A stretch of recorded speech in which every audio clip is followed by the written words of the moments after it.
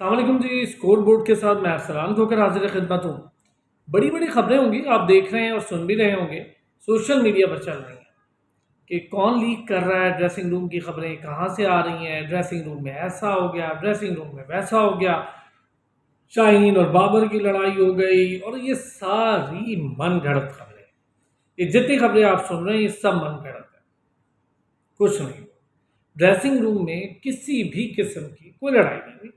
हाँ, जब आप हारते हैं तो बातचीत होती है, कुछ सख्ती से भी होती है, ऐसी बात नहीं है। थोड़ी बहुत सख्ती से बात होती है, कैप्टन है उसका राइट है। इमरान खान तो धड़ल्ले से बेइज्जती किया करते थे और ठीक भी करते होंगे, कैप्टन है। जब टीम परफॉर्म नहीं करेगी तो कैप्टन और क्या करेगा? कैप्टन का काम है कि वो अपनी टीम को संभाले भी, उसको मॉरली भी अप करे और कभी कभी थोड़ी सरजनिश भी करे, और यही काम बाबर आजम ने किया भी। तमाम तर लड़कों की परफॉर्मेंस पर बात हुई उस मीटिंग में, जो कि मैच हारने के फौरी बात हुई और फिर श्रीलंका से हारने के फौरी बात हुई। और बात हुई, बाबर आजम ने कहा कि भाई सबकी परफॉर्मेंस बहुत बुरी थी, और ख़ास तौर पे मुझे मेरे बॉलिंग अटैक पर बहुत यकीन था। मेरा बॉलिंग अटैक जाहिर है कि हारिस रऊफ नहीं था, नसीम शाह नहीं था, तो मेरे बॉलिंग अटैक ने उस तरह से काम नहीं किया। फिर शाहीन ने कहा कि भाई देखिए, मैं अपने ऊपर लेता हूँ, ये बात सही है कि मेरी भी bowling up to the mark नहीं थी, लेकिन हमारी बैटिंग को कुछ करना चाहिए था, और उसमें इंक्लूडिंग बाबर आजम की भी बात है। तो बाबर ने कहा बिल्कुल दुरुस्त है, इंक्लूडिंग मी, कि हमें कुछ करना चाहिए था, मेरी अपनी performance up to the mark नहीं। तो ये अच्छी चीज़ है, इस पर क्या हुआ? थोड़ी गर्मा गर्मी, कुछ भी नहीं, कोई ऐसी बात नहीं। सब एक दूसरे के लिए अच्छा सपोर्ट और दोस्ती है, और बड़ा सपोर्ट करते हैं बाबर आजम को, और अभी भी कर रहे हैं। फिर जनाब अली के लड़के चेंज हो रहे हैं, 11 के स्क्वाड चेंज कर देंगे, नए लड़के आ जाएंगे। भाई वर्ल्ड कप है करीब, ये भी आप सोशल मीडिया पर देख रहे होंगे, बहुत झूठी झूठी खबरें हैं। और जो लोग, किसी का कुछ है, किसी का कबूतर है तो किसी का तोता है, तो किसी की फाख्ता है तो किसी का कुछ है, ये सारे लोग पहले उड़ा देते हैं, बाद में अपनी खबर से पीछे आ जाते हैं। सरफराज के हवाले से बात ज़रूर हुई है, कोई फैसला नहीं हुआ, कोई फैसला नहीं हुआ, और अभी तक कोई मामला नहीं है। अभी तक यही है कि हारिस ही ट्रैवल करेगा टीम के साथ सेकंड ऑप्शन के तौर पे, लेकिन रिजर्व में। अब हसन अली और नवाज की बात ज़रूर हुई है। हसन अली पर शायद बड़े मुत्तफिक नहीं है जो सिलेक्शन वाले, वो कह रहे हैं यार कि अभी नहीं, हमने पिछला वर्ल्ड कप देख लिया, फिर खिलाएंगे, फिर प्रॉब्लम होगी। नवाज है टीम में, शादाब है टीम में, उसामा मीर और अबरार के दरमियान बातचीत चल रही है, अभी तक बात कहीं नहीं पहुंची है। तो उम्मीद मुझे यही है, जो मेरी खबरें मेरे सोर्सेज बता रहे हैं, वो ये है कि उसामा मीर ही रुकेंगे, उसामा मीर ही शायद जाएंगे। अबरार को इतनी जल्दी वर्ल्ड कप में शायद ना लेकर जाए, या ले भी जाए तो बहरहाल वो तो चले, 1-2 दिन बाद पता चल जाएगा, क्योंकि दोनों के दरमियान बात हो रही है। पर उसामा मीर के हक में ज़्यादा लोग हैं। एक तो उसको ट्राई कम किया है, दूसरा वो लेग स्पिनर है, फिर वनडे में एक लंबे स्पेल कर रहे हैं 10 ओवर के, और उसमें ऑर्थोडॉक्स जो कि एक ख़ास एंगल पे बॉल करता है, अबरार की तरह का मिस्ट्री बॉलर, वो शायद उस तरह चल ना पाए। तो ये बातें हो रही हैं। अब मामला क्या है, खबरें कहाँ से आई? एक है बैट्समैन जिसका अभी जिक्र भी हो गया है, एक कॉलम में इमामुल हक का मुबैना तौर पर उनका नाम सामने आ रहा है कि इमामुल हक किसी मैनेजर है, एक बड़ी कॉरपोरेशन है जी, और वो इन तमाम तर बड़े प्लेयर्स का मैनेजर है, बंदा भी, और उसकी कॉरपोरेशन भी उसी के हाथ, इनकी प्रमोशन और बाकी एक्टिविटीज़ हैं, क्योंकि वो इनका मैनेजर है। उसमें बाबर आजम खुद भी, रिजवान भी, और उसके बाद इंजमामुल हक भी, और फ़हीम अशरफ भी, और वसीम जूनियर भी, और वसीम जूनियर के साथ जमान भी अब प्रेजेंटली, शाहीन ने शायद उनके हवाले किया, और शाहीन बहुत सपोर्ट करते हैं, अच्छी बात है। लेकिन वो जो मैनेजर है उसको कैसे रसाई हुई ड्रेसिंग रूम तक, ये बात अब ड्रेसिंग रूम के अंदर आपका जो मीडिया मैनेजर है या जो टीम मैनेजमेंट है उससे पूछने की, भाई ये बंदे को रसाई कैसे हुई, इस तक ये खबरें कैसे गई?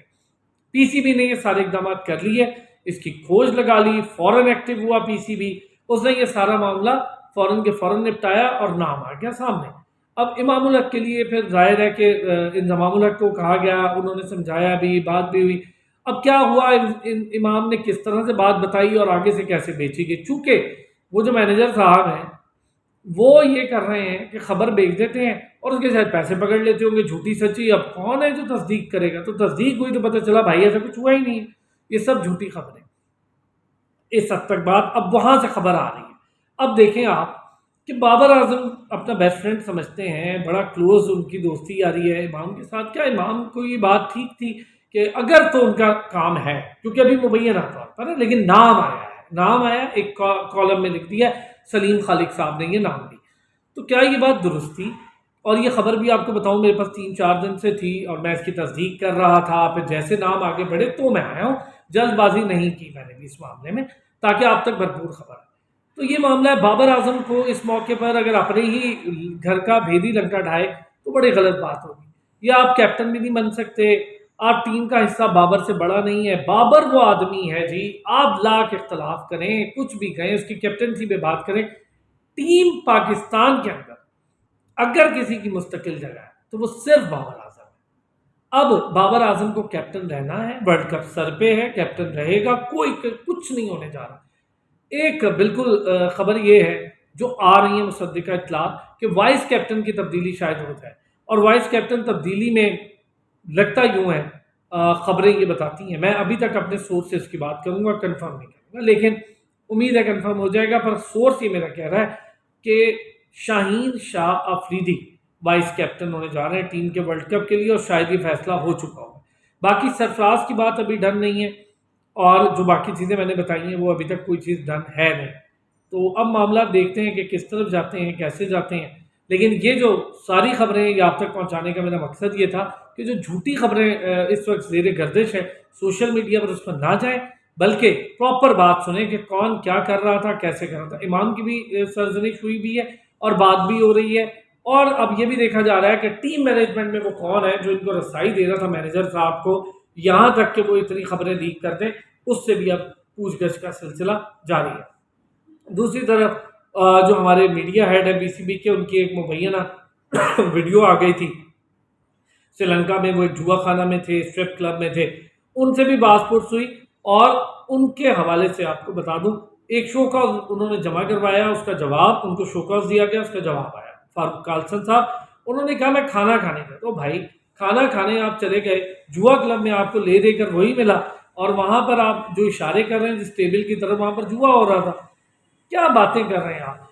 ये वही आदमी है फारूक कालसन जिन्होंने 2015 में वर्ल्ड कप के हवाले से और 2015 में एक स्टोरी की थी कि मोइन खान जुआ क्लब चले गए, और मोइन खान जुआ क्लब गए थे, बिल्कुल गए होंगे, उनकी तस्वीर थी, लेकिन कुछ किया नहीं भाई, वो जुआ क्लब गए, उस बेचारे को उस पर सैक कर दिया गया, हटा दिया गया।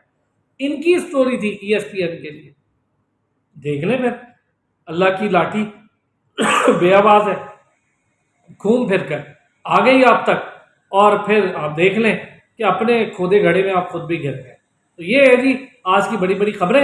आप सब्सक्राइब करें, लाइक करें, कमेंट करें, इससे भी बड़ी खबर आपको बहुत जल्द देने वाली है।